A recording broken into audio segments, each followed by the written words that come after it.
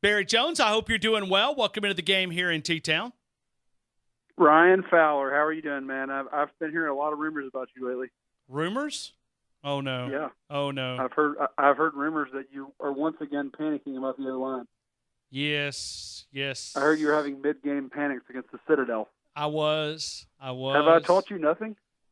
You have, but I don't know. I just kept watching that quarterback get hit, and I got disturbed. It's just a little bit, man. I want to go down there and just coach him up a little bit. Just understand to kind of protect this quarterback, man. I don't like when Tua takes these big hits, man. I mean, the protection wasn't that bad. Let's just go ahead and get that out there. I mean, the run game was more frustrating than the protection. We were playing the Citadel. They were blitzing every play, Ryan. I mean, they were just bringing the heat. They had nothing to lose. They were in the kitchen sinking. So, look, Ryan, here's the deal. Good news is ahead. All right. First of all, we had at some points two different guards in there. Two non-starting guards after Leatherwood was out as well with an ankle injury. So, that part of it is kind of understandable in some ways. The other good news is it looks like Deontay Brown's going to be back. And look, Deontay Brown, when he was there, that was when the O-line was at its best. And so hopefully, I mean, I know nothing. I just know that he's been back at practice. You probably know more than I do. But it looks like we'll get probably our best five back on the field sometime really soon. So I think that's good news because it has been a little bit sloppy.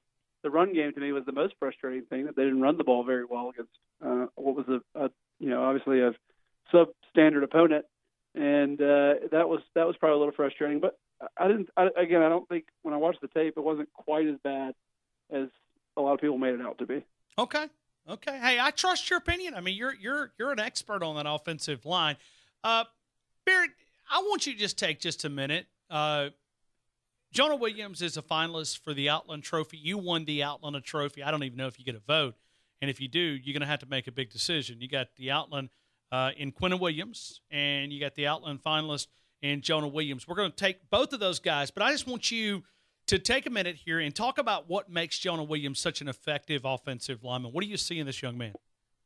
Well, first of all, Ryan, I should tell you this, is that you will see a very familiar face announcing the Outland on ESPN. We've been tapped this year to be the one to announce it. So, really? All right. The first person to know, I guess, other than the people who maybe elect him, the first non-elector person to know who won the Outland will be me when I open up the card, and I get to say the winner is this guy. So, I guess I'll have like 5 seconds up on the rest of the world before I have to announce it. So, well, I mean, you need to tell them that you need need to study the names just to make sure that you say them correctly. So maybe they'll give it to you a little bit early. That'd be good. Yeah, because Williams is such a right. Quinnen, and Christian Wilkins. I mean, all three of them are fantastic. Sure, players, they are. So it should. There are a lot of years I think where it's pretty obvious who's going to win. I think all three of these guys are pretty good, and are really good. I shouldn't say pretty good. And I honestly, I as objectively as possible, I really don't know who will be the guy that will win it. I think it'll be interesting to see voting wise how the fact that there are two Alabama players, if that will hurt it all, because sometimes, as you know, these things can get a little bit regional. But I don't know, the fact that the other guy is a Clemson guy does help a little bit, because that's still, even though they're in the ACC, they're still generally not too far from the South. So we'll just kind of have to see what happens. But to answer your question, after that wander, apologies. No, it was good. It was good. I like when you go off, because we enjoy it. So continue. Well, good. Jonah has been awesome this year. He really has been spectacular. And I thought he had a really good freshman year. I thought he had a good year last year. At times was got beat just a few times. To me, he really this year has looked like locked in the entire season, extremely focused. He's looked very confident. He's really played extremely well. So I've been very pleased to watch. Again, what I would look for in a player is how they develop from year 1 to 2 to year 3. He has developed a lot in the offseason. And, you talk to the coaches about this guy. He's a grinder. He's a hard worker.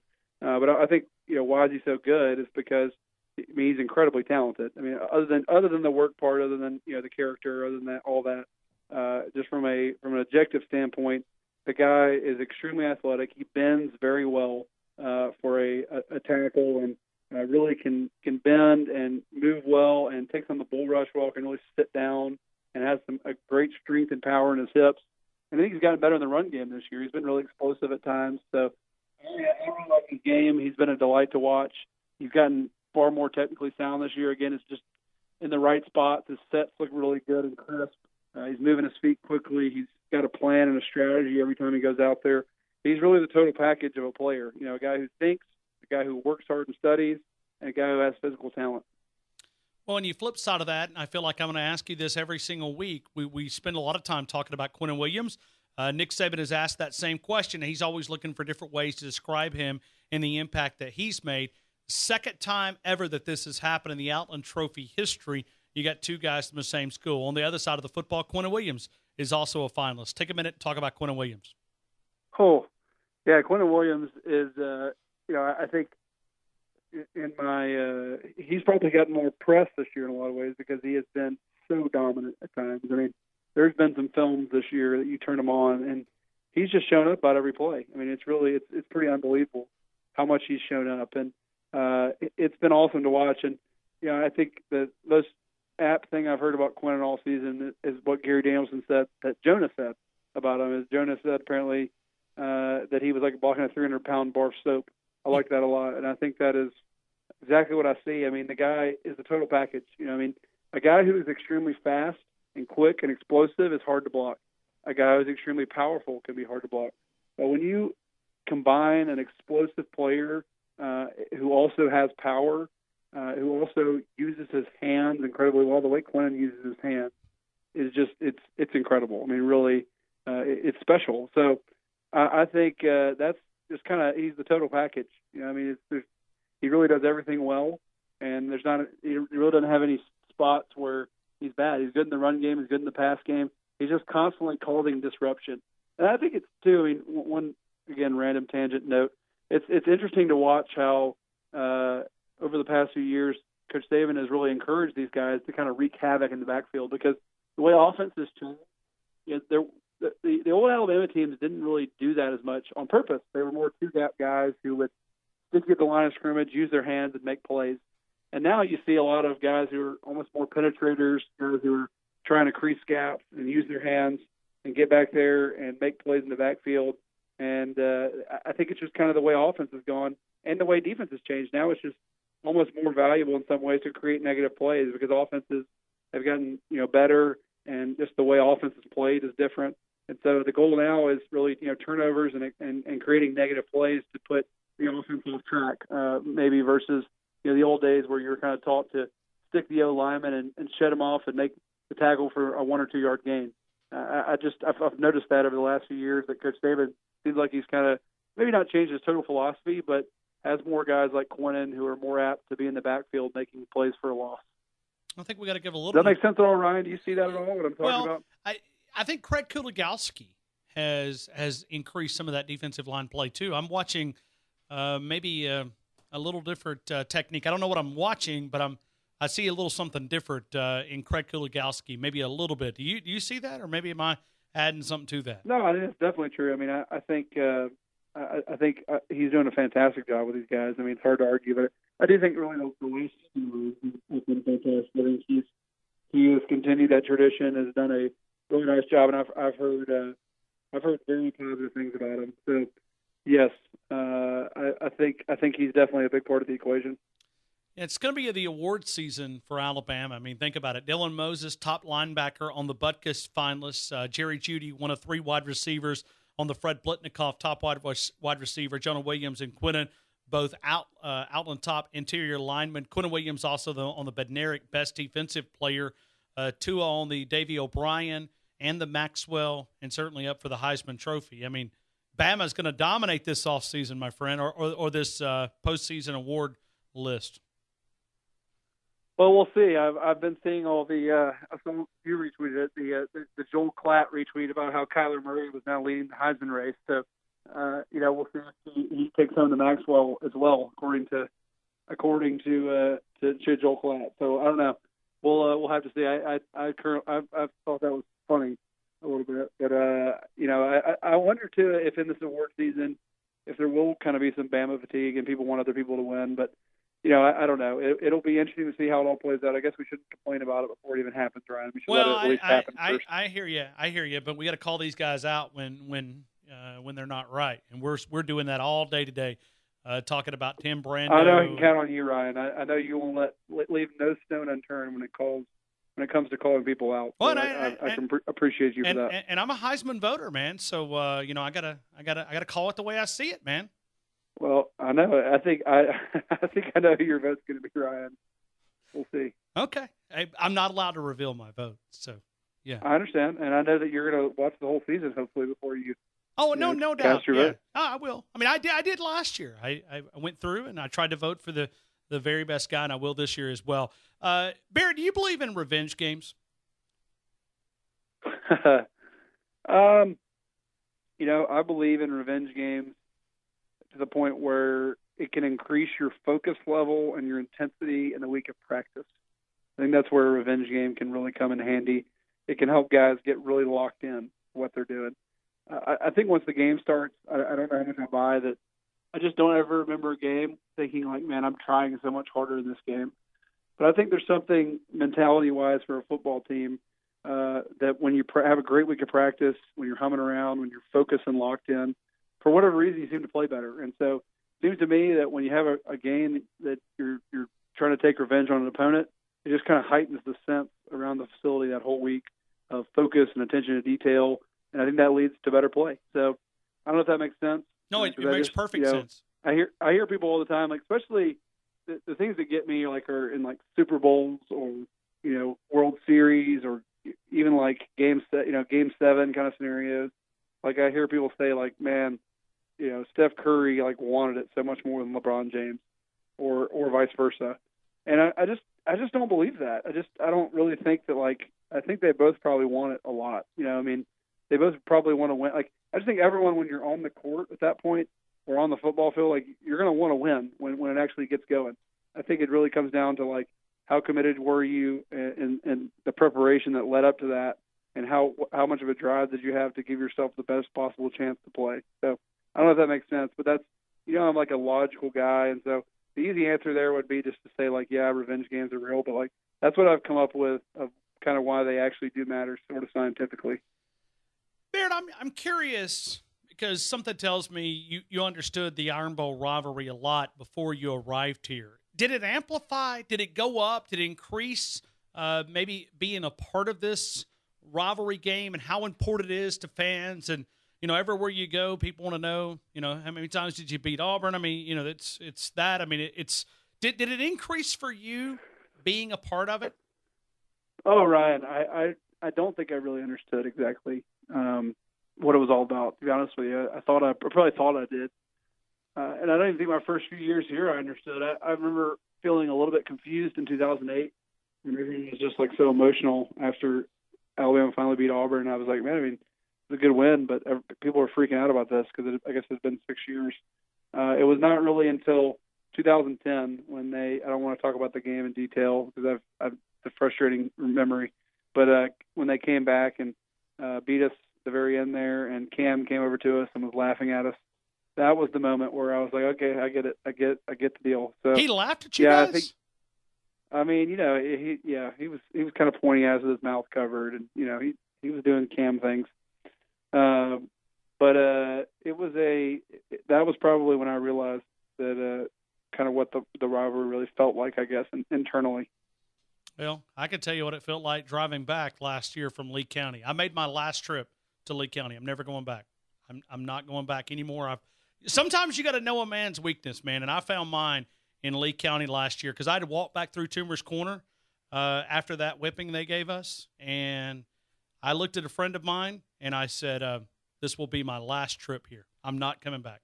You're soft, Ryan. Come on, get back in the saddle, man. No, I'm not. I'm not going. I'm telling you, I'm never going back down that place. Never again. Well, I had to ask I know for Lee forgiveness. County will miss you. Yeah, I'm telling you, man, it was rough. So I hope we believe in revenge games. I hope we have the practice intensity. And did my scientific answer make sense? What I was saying there? the whole LeBron James, Yeah. Steph Curry rant. I mean, what do you think? What do you think about my theory? Do you think that holds any water? Yeah, but you've said it before. The minute I asked you and I heard you started describing it, see, there's things that you say that immediately when you say it, it goes back. And I was thinking last night of watching the dominant defensive lineman, Aaron Donald, and watching it and just I was thinking about what you said, that the only player that you ever rotated double coverage or to double team there was J.J. Watt. So well, and I will say, last night I watched that game. It was a great game. Ooh. I do think actually that I did notice they were sliding to Aaron Donald, and so I think in that case that was another situation where they were probably intentionally sliding to Aaron Donald, because so I need to include that caveat, because it seemed to me that no matter which hash they were on, they were sliding the line to Aaron. And again, that's all with the caveat that they're not blitzing. And the thing is, and we'll get technical here, we're going over time, but this is too good to pass up. They're what you can't blitz guys. Like no one blitzes anymore. It's crazy. You have to get pressure with your front four against a guy like Mahomes, because he's just too good. I mean, you can't cover Tyreek Hill one-on-one, and so what it creates is just these situations where you're just rushing four every time. And when you're rushing four every time and you have linebackers that are 5 or 6 yards off the ball, then, and only then, you, as a center, you can kind of elect to say, okay, you know what, I'm going to slide left here. And again, it's not like it's necessarily double teaming. It's just a 3-on-2 situation where the center is going to be over there on that same side. So I should throw in that caveat that it looked to me like, in fact, they were double teaming Aaron Donald.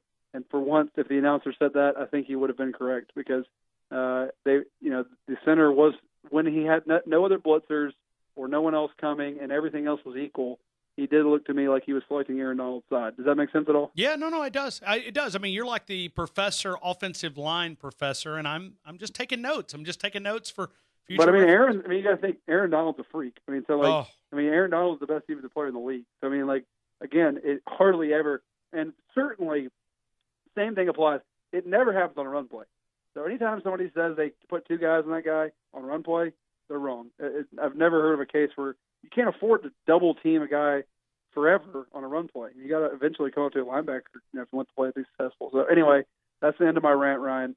I hope we get continuing education units for this. I mean, I hope we can find a way. I mean, because I'll try to see if I can get you some CE credit down the line. I have to get CE credit for my business. It's annoying. So yes, I'll see if I can get you that. All right. We got to wrap up a couple of things here. Alabama, will they cover the line of 24.5? Yes or no?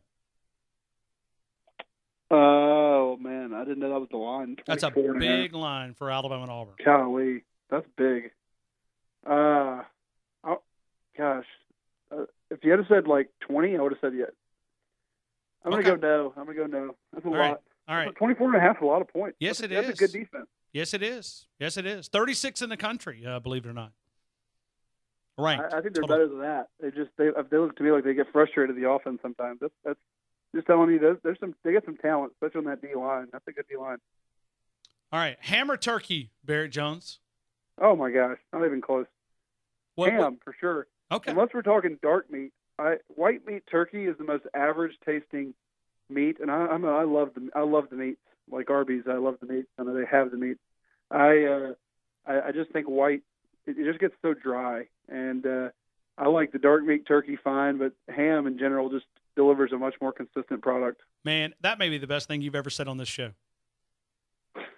Well, good. I feel the same way about chicken breast too. I mean, why would you ever buy a chicken breast when you can buy a chicken thigh? Oh, I just don't 100% agree. I mean, you are all over this today. I mean, I feel like we could extend the segment 15 minutes. What's the go-to dish that Mrs. Jones cooks that you just got? Miss Jones. Yeah. I got you. No. I mean, I'm talking about your mom. Or we can talk about your wife. I mean, yeah. I mean, either way. I mean, what's the go-to dish? What's the go-to dish that you're going to get 2 servings on Thursday with? That's a good question. Honestly, Thanksgiving has been so hectic the last few years that it's been so kind of miss whatever. It's been whatever we've been able to eat because we had Auburn for 10 years when me and my brothers were playing. Somebody was playing in the Iron Bowl, in 10 straight years, and so we were just kind of trying to scramble to eat somewhere and meet. So I mean, we have much more Christmas traditions than Thanksgiving as far as food goes. Okay. I know that's not the answer you wanted there. No. But, I was curious. I mean, we have some incredible Christmas food traditions, and let's save those. Let's talk about those in a different segment Okay. of Christmas. All right. I would say probably things I look forward to at Thanksgiving. I like the mashed potatoes. Fresh sweet potatoes are probably my favorite. I love sweet potato casserole with the brown sugar. I think the marshmallows are a little overrated. I like the brown sugar and pecan topping. I'm team that. All right. Look, quickly, I'm going to rush to Michigan, Ohio State, and I know we got to get you off here in just a second here. Michigan, Ohio State. Who do you think wins this? Well, I don't know if I want to put you on the spot and say who wins it. Just your early thoughts. I'm like Kirk Herbstreit. I'm calling the game. Yeah, you're calling the game, right? So the game, right? Yeah. I'm so important. I know the Michigan people will care. I think it's going to be a great game. I'm very excited about it. Secretly, Ryan, don't tell anyone, but I'm also excited about it because I think this might be Alabama's opponent in the playoff if everything holds. And so I'm excited to be able to see Michigan play. Look, Ohio State was bizarrely sloppy last week. I mean, it's hard to quantify how sloppy that was when I went back and watched the tape. I mean, for a team that has that caliber of coaches to play that poorly, it's hard to fathom. And Urban Meyer looked beyond stressed. Like the guy, I mean, I felt sorry for him. Like I'm not even an Urban guy really, but I mean, he looked just so labored in everything he was doing. So, man, unless something drastically changes, I think Michigan's going to beat him. Whoops, I just gave my prediction. But it's going to be a great atmosphere, a great game. But Ohio State, they've dominated the series lately. So we'll see if Ohio State can continue the dominance. If they're kind of in Harbaugh's head a little bit, it's a rivalry game. Anything can happen. So it really sets up kind of a lot like some of the Iron Bowls have in the past, where Michigan's kind of Alabama and Ohio State's Auburn. And the fact that like they're a little bit, the underdogs, but like anything could really happen. So we'll see what happens. It should be a fun game to call, and excited to get to go to the Horseshoe. All right. Final thing. We always have a chance to talk about our faith, and we get a chance to work in a scripture here. Barrett, I'll throw it back to you. Sure, I'll be quick because I know we're running out of time. But I've actually been studying Ecclesiastes a little bit. So if you've ever read Ecclesiastes, it's kind of like a depressing book. It starts out talking about how everything under the sun, everything in life is meaningless. And it really, anything on the earth is going to lead to meaningless and unhappiness and emptiness. But it ends with this, and it's a great verse, and it's like the very last few verses in Ecclesiastes. It says, now all has been heard. Here is the conclusion of the matter. Fear God and keep his commandments, for this is the duty of all mankind. And I think it's, sometimes we can get caught up in the clutter of life and thinking that, it's going to satisfy us, and that's where joy and contentment is found. But I think it's just a great refocuser come Thanksgiving is just about, fearing God and keep his commandments and just being obedient to what God's commanded us to do. And there's a lot more I could say, but I think I'll just leave it there for time. And if you've never read Ecclesiastes, it's kind of depressing, but a great book, and there's a lot to learn there. Barrett Jones, I appreciate you for being a part of the show. We're certainly thankful for the conversation that you share each and every week, man. Happy Thanksgiving from all of us here in T-Town. We'll talk to you next Tuesday. All right, Ryan. Thankful for you too, man. Enjoyed it. See you later.